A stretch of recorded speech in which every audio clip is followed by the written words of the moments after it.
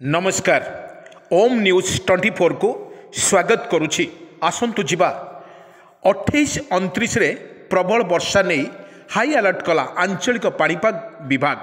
आसंतु पूरा वीडियो पर नजर पके नवा।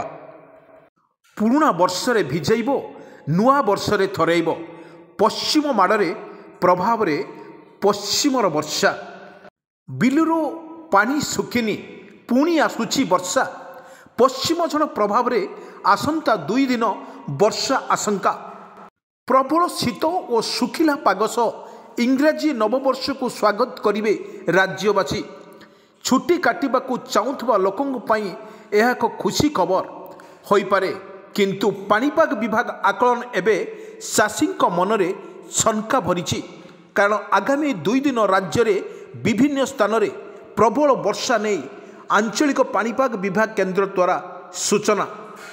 अदिनिया लगाण वर्षा परे एबे पागरे आसीछि परिवर्तन, किंतु एभली पाग बेसी समय पाही रहिबनी। पुणी थरे ओडिशा को भिजैब अदिनिया वर्षा। पश्चिमा झड़ प्रभाव रे राज्यर विभिन्न स्थान रे वर्षा आकलन करिछि आंचलिक पाणीपाग विभाग। आसंता 2 दिन रहिब वर्षा संभावना। 28 रे बरगड़, बलांगीर, नुआपड़ा, झारसुगुड़ा, संबलपुर और सोनपुर जिले में प्रबल वर्षा। 29 तारिख में झारसुगुड़ा, सुंदरगढ़, केउझर, कंधमाल, कलाहांडी वर्षा स्वल्प मध्यम धरण वर्षा संभावना रही। वर्षा को नहीं पाणीपाग विभाग करुवा पूर्व आकलन चाषी को अकल पकाउ देउथिला। काँ भा वर्षा सूचना देउछि, हेले 3 दिन धरी लगाण वर्षा चाषी को अंटा भांगी देउछि। एबे प्रश्न उठुछि, अत्यानुधिक ज्ञान कौशल थिले मध्य लोकों को सचेतन करिबारे विफल हेउछि कि पाणीपाग विभाग। आज शुक्रवार पाग शुक्ला रहउतबा बेले आज मध्य पुणी वर्षा नहीं आकलन करिछि भुवनेश्वर आंचलिक पाणीपाग केन्द्र। डिसेम्बर 28 और 29 तारिखर 2 दिन राज्य में केतेक जिले में हालकार मध्यम धरणर वर्षा हेबार संभावना रही।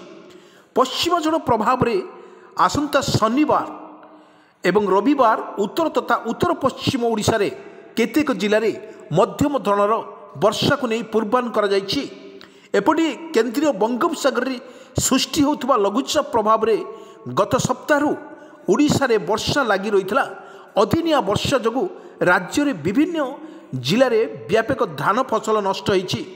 शुक्रवार दिन ओडिशार पाग सुखिला रहउथबा बेले शनिवार ठारू पुणी वर्षा संभावना को नहीं चिंतार पड़ी चाषी। गले बारंबार वर्षा फल पुणी वर्षा को नहीं चिंतार चाषी। राज्य में लघुचाप जनित वर्षा लगी रहउथबा परे गोटे दिन पाग सुखिला रहउथबा बेले पुणी वर्षा आसुछि। पश्चिम झड़ प्रभाव में आसंता 28-29 तारिख में वर्षा को नहीं पूर्वानुमान करिछि भुवनेश्वर पाणीपाग केन्द्र। उत्तर तथा उत्तर पश्चिम ओडिशार किछि जिले में वर्षार संभावना रहउथबा बेले पाणीपाग विज्ञानी उमाशंकर दासंकर सूचना दैछन्ति।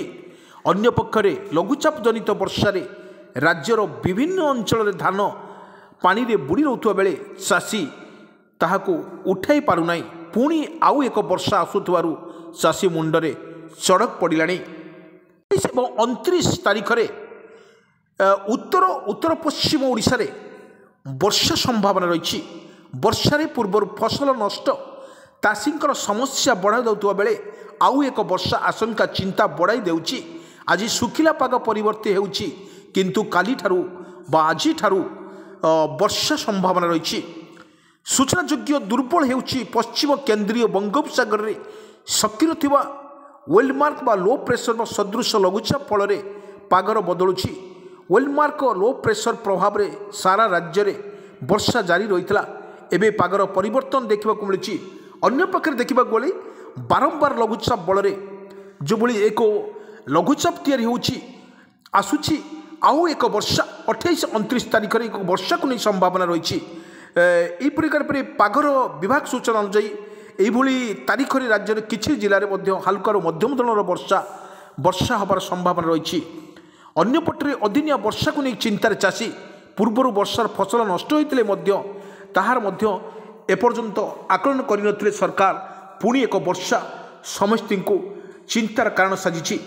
बड़ कथा हेउची चाषी बारंबार एभली क्षयक्षति होउथुवा बेले सरकारक तरफर जो धानर मान केते परसेंट रहिबो ता चाषी को बारंबार सूचना दि जाउ थाए किंतु अन्य पक्षे देखा गले बारंबार लघुचाप फल झिपिझिपि वर्षार एवं पाचिला धान जो वर्षा लगी रही जो भाव में विजुआल माध्यम देखा जाऊँगी तुहाकु तुआ वर्षा लगी रही ओडिशार पुणी एक वर्षा को नहीं चिंतार चाषी वर्षकर दाना निजको आयत्त कर समय एभली भाव में वर्षा चाषीर मेरुदंड भांगी निश्चित कहवा गले सरकार तरफ जो सरकार तरफ जो पूर्व सूचना दि जाता धान क्विंटाल को 3100 टंकार बिकिबे एवं से लोभरे चाषी ता निज क्षेत्र को जत्न सहित चाष करथिला एवं 2 पैसा भल इनकम करता सरकार तरफ जो घोषणा करा